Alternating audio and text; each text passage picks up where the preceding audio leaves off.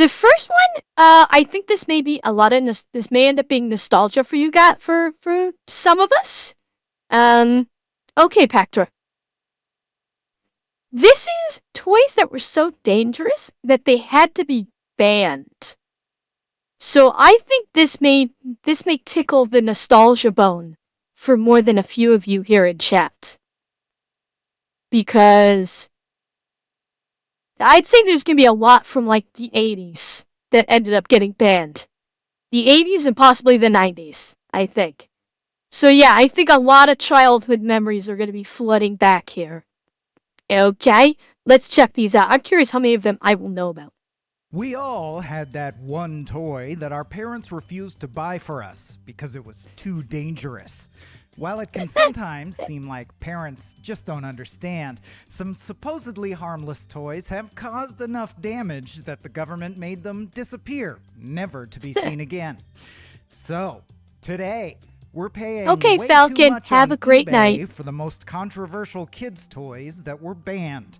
But before we get started, be sure to subscribe to the Weird History channel and let us know in the comments what other unintentionally dangerous products you'd like to hear about. Okay, scrape together that allowance and let's get shopping. Power Wheels. Power. The one toy capable of turning even the most obnoxious kid into the envy of the neighborhood. You remember the one.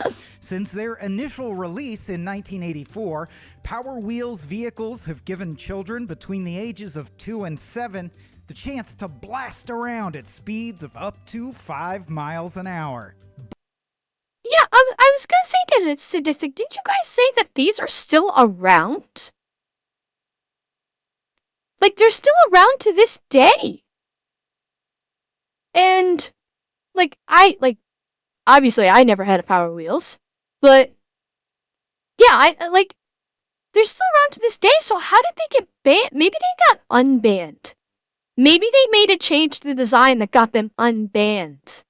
But in October of 1998, those cool toys got a little too hot to handle. After there had been 700 reports of electronic failure in Power Wheels vehicles, particularly in the models that featured double batteries, Fisher-Price was made to issue a 10 million unit recall.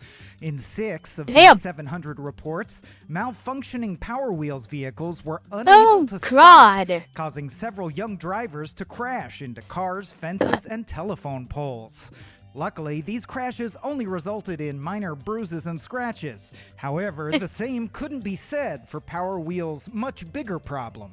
The same electronic malfunction also brought about 150 full-on fires, resulting in 9 children suffering from minor burns and 22 houses and garages catching fire. Wow, Power Wheels were taking out homes. These things were more dangerous than regular cars sitting in the garage, for God's sake. Holy shit! In all, these defective rides would bring about nearly $300,000 in property damage, and the subsequent recall covered a whopping 100 separate problematic models from the brand's then entire 14-year existence. Apparently, Elon Musk read all of that and said, "Teslas can top it." Yeah. Yeah, Elon went, hold my champagne. Oh yeah, well, it's Bobcat. That's the thing. It's like any firefighter will tell you, an electric car fire is a firefighter's worst nightmare because they do not go out. You cannot use water on an electric car fire. Because all you'll do is spread the fire. It does nothing. Yeah, it's not good. The original CSI Crime Scene Investigation series launched in 2000 and lasted a whole 15 seasons. Its success brought about the 2002 creation of the CSI Miami spinoff, along with the 2004 creation of CSI New York. And the further creation of CSI Cyber, which was an abomination. And then they brought back the original CSI, but now they're calling it CSI plus CSI Vegas. Hello, Raish. How's it going? Naturally, a whole lineup of CSI-inspired toys came out to teach the youth about blood analysis and collecting hair samples. What kid doesn't want to analyze hair fibers? Like an actual toy one, Jesse Christopher, or an actual fingerprint kit? Oh, drowning most, I have no doubt whatsoever. No doubt. One of these toys, called CSI Forensic Lab, I have heard of included it, Barb. a kit for fingerprint dusting. Kids would remove a powder from the kit, place it over items that had been handled by criminals or siblings, and blow away the excess powder to reveal the fingerprints beneath. The only problem? 6 out of 8 samples taken of this powder by the Asbestos Disease Awareness Organization were found to contain up to 7% tremolite, which is among the most fatal forms of, you guessed it, asbestos. Simply exposing oneself to tremolite once has been linked to later lung disease and mesothelioma, which it turns out is not a disease for weird TV legal ads. Despite all of this, the CSI Forensic Lab's Chinese manufacturer claimed to have performed tests of their own and said that no such traces of asbestos were found. Of course Likewise, they did. The toy continued to be sold at toy stores around the U.S. for almost...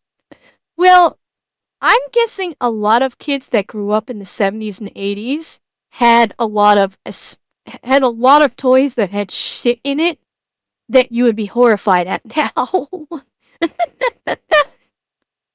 And by the way, this only have I talked with you guys about the CSI effect when the show first came out?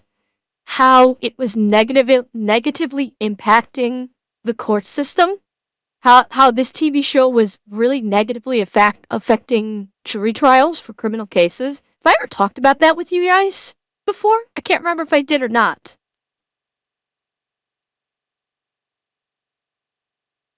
Have I ever mentioned it before? Okay. So little fun history fact for you. Yes. So bear in mind, this is when the CSI TV show first came out. This is when it first came out. Probably like the first seasons 1 through 4, okay? When the CSI show first came out, it created what's called the CSI effect. That's what attorneys were dubbing it. I'm sure it's still a thing, but it's not quite as prevalent. There's more education on the matter. But juries, criminal cases involving a jury would come back with a not guilty verdict for a criminal case, and their explanation for the verdict was they thought based on what they'd seen with the CSI TV show, their opinion is the evidence should have been processed that much faster and been presented much more concisely in court because of what they'd seen on the CSI television show.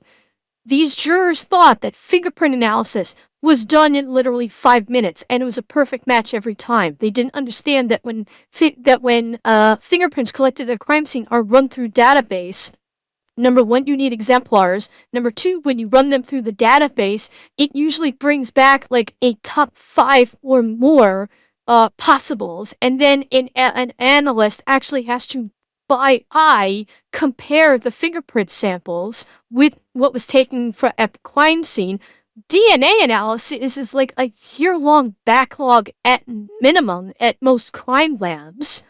Like all tire tread analysis, there's no such thing as an international or a national database of tire treads or paint scrapings. So all these things that they are seeing, that the jurors were seeing on the show, they were going into the trial with severely elevated expectations of how the CSIs would have treated the crime scene, and when it didn't happen like it happened on the TV show, they came back with a verdict of not guilty because they thought the crime scene should have done a better job when the crime scene was doing its job. And not only that, but when a case goes to court, very often crime scene evidence is not even needed because the detectives have done their job and with their investigation and with their interviews and their interrogations. Very often, crime scene evidence, it may not even come to bear on this one. And so it was dubbed as the CSI effect, and so a lot of prosecuting attorneys, when it came time for jury selection, the question would be asked, "Do you watch the show CSI?" And if the answer was yes, they would exclude that member from the jury trial. They would exclude that member from jury selection if you said, "Yes, I've seen CSI," or "Yes, I watched CSI."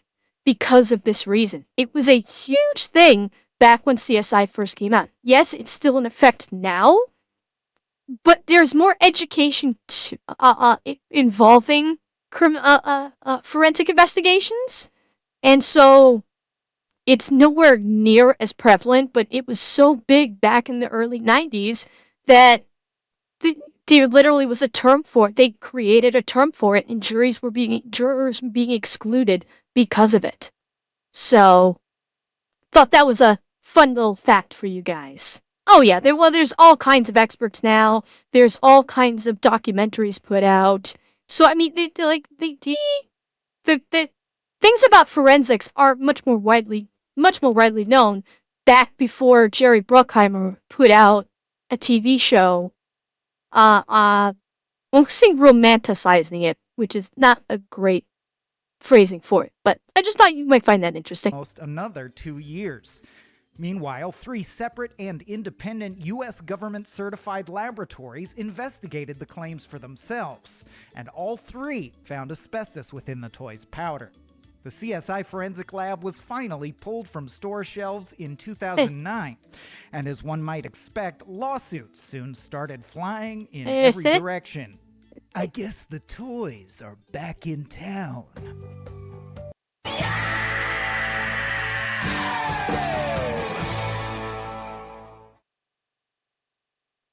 It had to be done. It had to be done.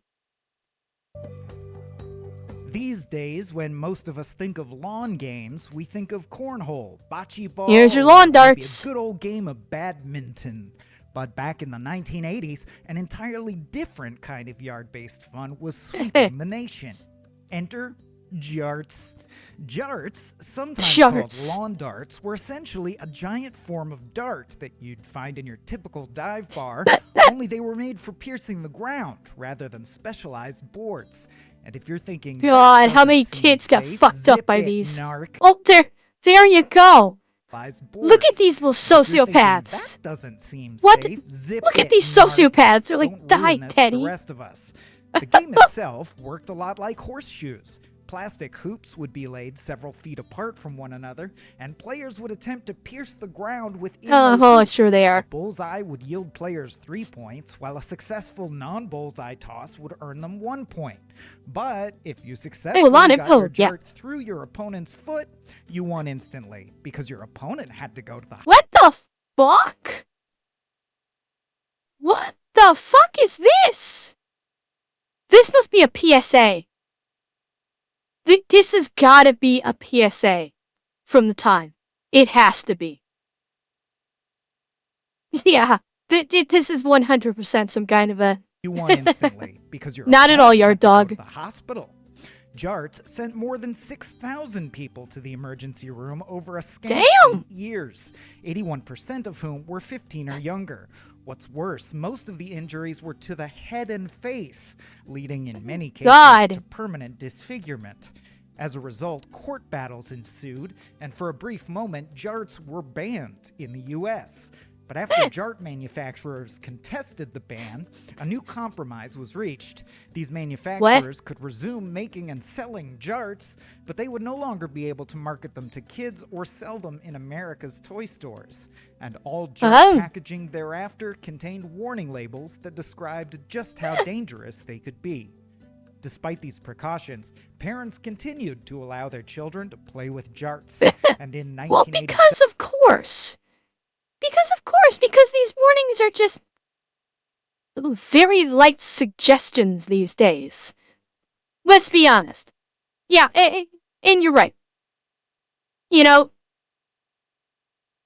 Darwinism, we need to bring back Darwinism. It's needed now more than ever. Yeah, and you're right, Aaron. Like, these kids are the ones in charge now. maybe if the jerks stuck around, we might not be in the position we're in today. 7-year-old Michelle Snow became the first lawn dart fatality when her older brother accidentally tossed a dart over the family's backyard fence and it landed in her skull. Their father, David Snow, was devastated, and he led the charge for bringing back the short-lived federal ban on jarts. He met with consumer product commissioners from the Reagan administration in the same week that an 11-year-old Tennessean was put into a coma from a jart-related injury. This three-person commission banned lawn darts from America once and for all. Double-bladed burns. Knows Darth Maul has the coolest lightsabers in the Star Wars universe. Actually, for God's 30 sake. to 40-year-olds probably know that too. Its red double-bladed bodacity ensured that the toy version of Darth Maul's saber became one of the most sought-after toys of 1999. They were on shelves for about a month, though, before reports started coming in by the dozens that Darth Maul lightsabers were overheating, causing 3 separate reports of minor burns and a separate report of shit! I didn't hear about this. Apparently, when these lightsabers were whacked into one another, the spring inside the battery compartments could dislodge, causing the batteries to overheat and, in several cases, rupture. Hasbro quickly put out I never heard about this. Holy shit. 15,000 Darth Maul and Qui-Gon Jinn lightsabers that had already been distributed and offered up a free repair kit for those who didn't want to give up their prized weapons. Thereafter, updated versions of the sabers returned to store shelves, and they included an all-new, now with battery protector tagline. Maybe if the Jedi had had battery protectors, Order 66 wouldn't have gone down the way it did. Just as 1999's summer season was kicking off, the Consumer Product Safety Commission issued a recall on everybody's favorite pool toy, the swimming pool dive stick. We know, it's a miscarriage of justice. So, let us explain. In the 90s, swimming pool dive sticks were little batons that kids, or anyone really, could throw into the water. These hard sticks would then stand upright on the bottom of the pool. One end would be weighed down, while the other end would buoyantly pull the rest of the stick upright. Kids. I'm with them so far. I remember seeing these, I've seen something similar at my pool, at the pool I go to. They're not sticks. They're basically just flowers or little, they're dive toys. You dive for them. They're not sticks that stick up, that are half buoyant or anything.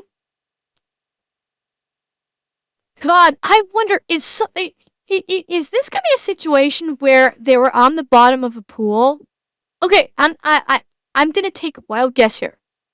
They were on the bottom of the pool, and yes, I'm familiar with the rings. Somebody threw some of these dive sticks in. Because they're sticking up, someone who did not realize they were present dove into the pool to the bottom, right into a dive stick that either went into the eye or went into maybe a mouth or the throat or something. I think that's where this is going. I have a feeling. Would then jump in after the sticks, and well, that's pretty much it. Look, it's more fun than it sounds, especially when you're under the age of 10. Of course, a toy that lures kids to the bottom of the pool has some obvious dangers built in, but as it turned out, there was a much less obvious and way more horrifying risk. According to the official Consumer Product Safety Commission report, quote, children could fall or land on a dive stick and suffer rectal or vaginal impalement. Okay, I was partially right. I was partially correct. Oh my god. This is the fucking Jackie Chan bicycle situation. Oh, God. Okay, last chance. Oh, no. Who knows, for some adults, this might not be a bad thing, though. Depending on the adult, this may be right up their alley. Oh, God. I gotta be honest, that warning label didn't get people too excited about buying more dive sticks. There were 6 known cases of such impalement. 4 of which required both surgery and hospitalization. Oh And in one other God! case, a young girl rammed her face into one of the sticks, causing a laceration just below her eye that required. And that's what I thought was gonna happen, is that they would dive in and it would hit them in the face. That's what I thought would happen. I was not expecting the other one. Holy shit. Yeah, this is like that 911 call that about the guy, which I'm not 100% sure if this is real. The guy that calls in says that he'd shoved the bottle of shampoo up his ass with his wife. Him and his wife were fooling around, and they shoved the bottle of shampoo up his ass, and he was calling 911 for help, and then he like sneezes and goes, "Oh, it came out." Stitches. All in all, more than He 19 does. million dive sticks were recalled, and later versions of the product were made Centaurs softer. have 2 rib cages. You're welcome. Lurker, I've seen the Thor video. You're not gonna creep me out. I've already seen the Thor video. Good try though. And bendier, and all around less impalier. This impalier. 1 part Pokeball and another part chocolate, the Nestle Magic Ball was, for many children, a whimsical introduction to the world of gambling. The Nestle Magic Ball was a big spherical chocolate ball meant to compete with the Kinder Surprise. Inside, which, this is banned.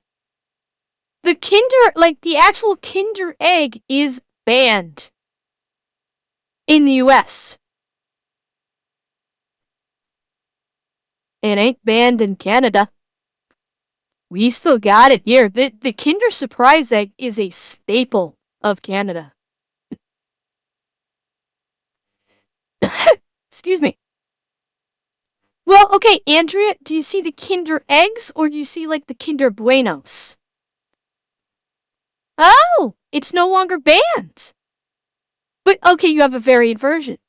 Okay. Yeah, so, okay. So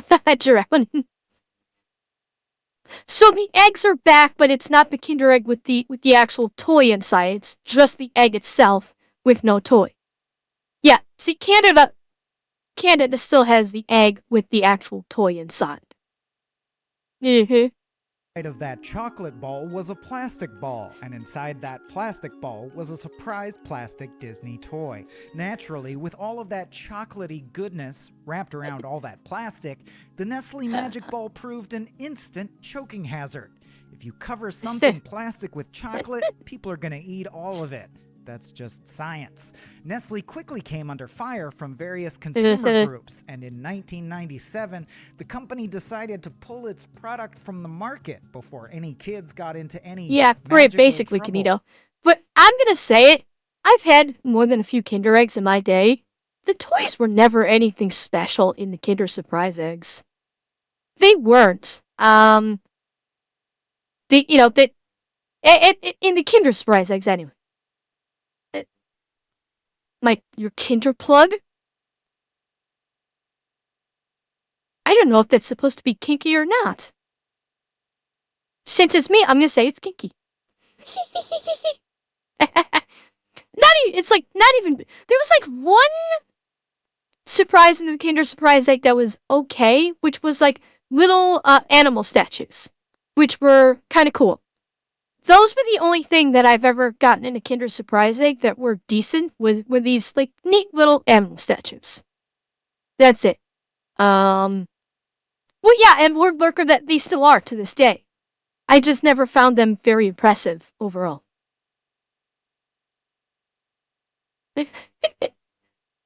Geronimo's, I was talking about me getting plugged. I don't know where your head was going. I was thinking the opposite.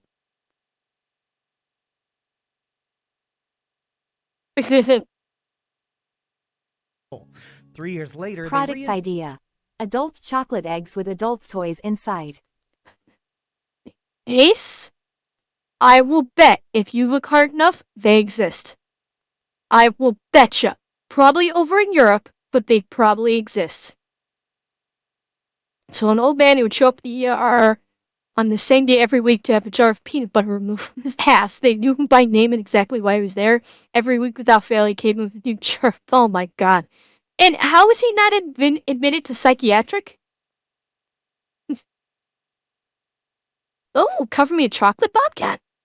Ooh, what you planning on doing after you cover me in chocolate? Right, I've never hidden this fact. Not at all. Introduced the Nestle Magic Ball as the Wonder Ball, which substituted the No. Magic's plastic toys for edible chalky candies. Just 4 years after that, Nestle sold off the brand entirely to Frankfurt Candy and Chocolate Company, which has been selling the Wonder Ball on and off ever since. Sky Dan. Tango makes a plastic egg shape that has a single-use ferment. Guarantees someone would be down for covering the outer egg in chocolate.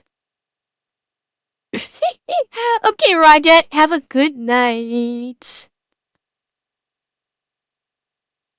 God, I remember seeing commercials for these. Yes, Aki. Yes, of course I do. Why? Did you find them? On and Yeah, off let me. ever since. Eki, I don't doubt that. Like I said, if you look, I'm sure you'll find them. But Eki, are the adult toys found in chocolates inside chocolate eggs? Not chocolate adult toys, but adult toys found in chocolate eggs. Easter eggs? Okay. It's close. It's close. But it doesn't surprise me.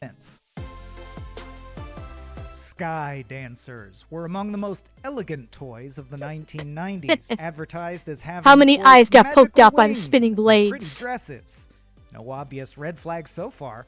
Essentially, these were propellers in doll form, with wings at the tips of their arms, and they came in several different styles, including Pretty Lights Sky Dancers, Fairy Flyers, Mini Sky Dancers, and even a McDonald's variant that could be found in 1997 Happy Meals. Children could place these dolls onto launch pads, yank on the launch pad's pull cords, and let them rip. And rip they did.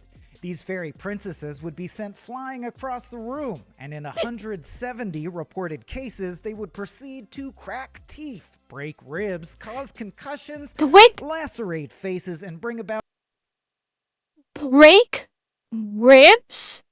How the okay.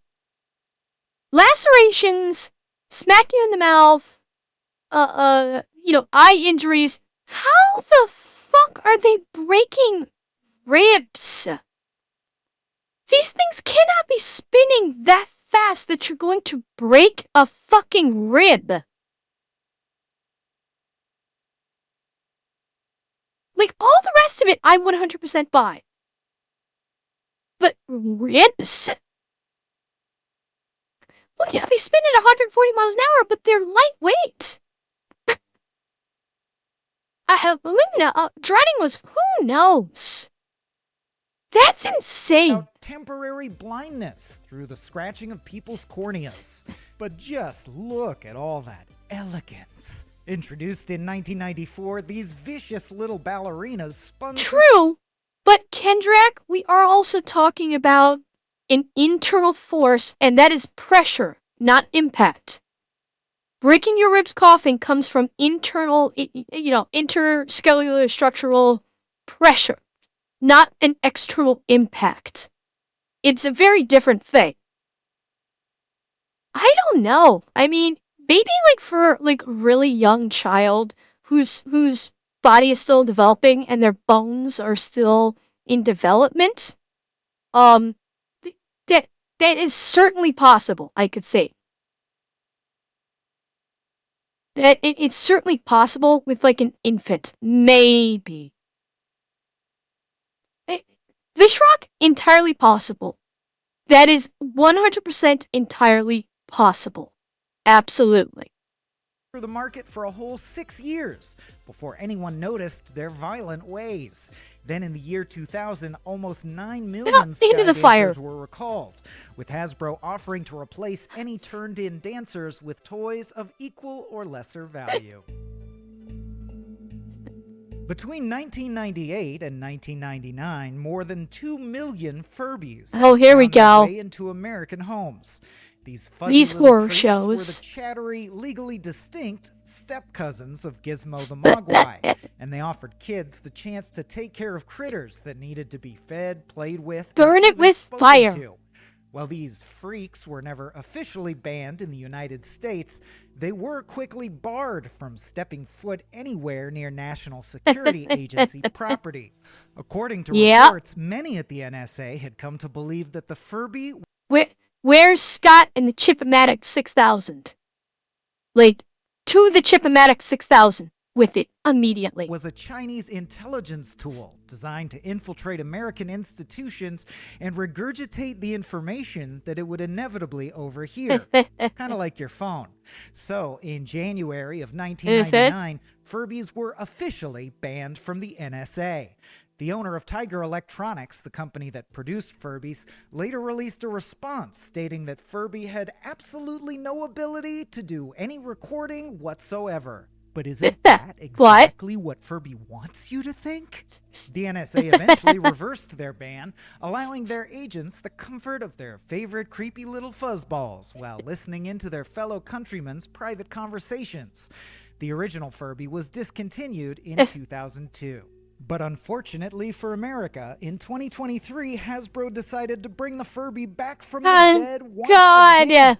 And considering that just about every consumer product on the market in 2024 records us in one way or another, it's probably safe to be a little mistrustful of your niece's new Furby. So what do you think?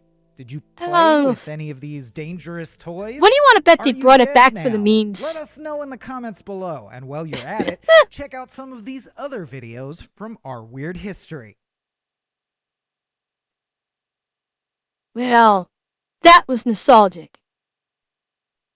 It's... What do you want to bet they brought back the Furbies for the lulz? I'll bet that they brought it back, fully appreciating the fact that it was gonna be nothing but memes. Absolutely nothing but memes. I guarantee they knew that coming in.